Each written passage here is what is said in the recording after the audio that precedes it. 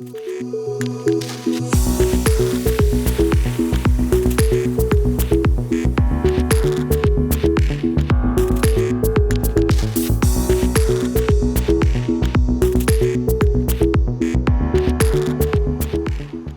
je m'appelle Maxime Quirk, je suis interne en ophtalmologie au CHU de Rouen et j'ai le plaisir de vous présenter aujourd'hui les principaux résultats de mon travail intitulé « Étude d'un système laser de conception frugale destiné à la chirurgie cornéenne assistée par laser ».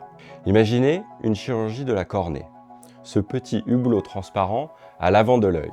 Pour corriger des troubles réfractifs ou réaliser une greffe, il faut être en mesure de la découper avec une précision véritablement microscopique. Aujourd'hui, on utilise parfois pour cela des lasers ultra rapides appelés lasers femtosecondes.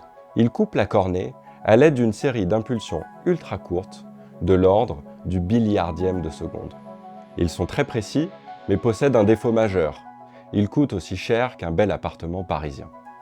Résultat, de nombreux patients qui pourraient en bénéficier n'y ont pas accès par manque d'équipement de la structure de soins qui les accueille. C'est là que mon travail commence. Mon objectif ? Voir si l'on peut envisager de remplacer ces systèmes par une solution 4 à 5 fois moins chère, un laser bordelais que l'on pourrait presque qualifier de minimaliste. En clair, un laser plus simple et plus économique, mais permettant d'obtenir d'aussi belles découpes. Sa différence principale réside dans la durée de ces impulsions, qui sont beaucoup plus longues, toute relativité gardée, de l'ordre de la picoseconde, un billionième de seconde. Pour étudier cela, nous avons dans un premier temps observé l'effet des tirs laser dans la matière. Mais attention, à cette échelle de temps, tout va très vite. Trop vite pour nos yeux, trop vite pour une caméra classique. Nous avons donc dû utiliser un système appelé ombroscopie pompe-sonde, qui nous a permis d'imager l'effet des tirs laser dans l'eau, une petite bulle microscopique. Pourquoi l'eau ? Parce que la cornée en est composée à près de 80%. Ce sont ces bulles qui nous permettent au bloc opératoire de découper la cornée en les juxtaposant les unes aux autres. Résultat, nous avons découvert que les impulsions picosecondes nous permettent d'obtenir des bulles encore plus petites que celles réalisées à l'aide des systèmes femtosecondes conventionnels.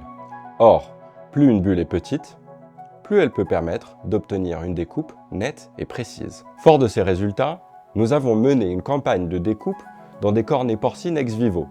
Et là encore, avec les bons paramètres, nous avons pu obtenir une qualité de découpe comparable à celle obtenue avec les lasers conventionnels. Peut-on envisager un jour de découper des cornées à l'aide d'un système coûtant moins cher qu'une voiture ? C'est possible, et c'est en tout cas tout l'enjeu de nos résultats. Je tiens à remercier chaleureusement la Fondation de l'Avenir pour son soutien, sans lequel ce travail n'aurait pas pu voir le jour.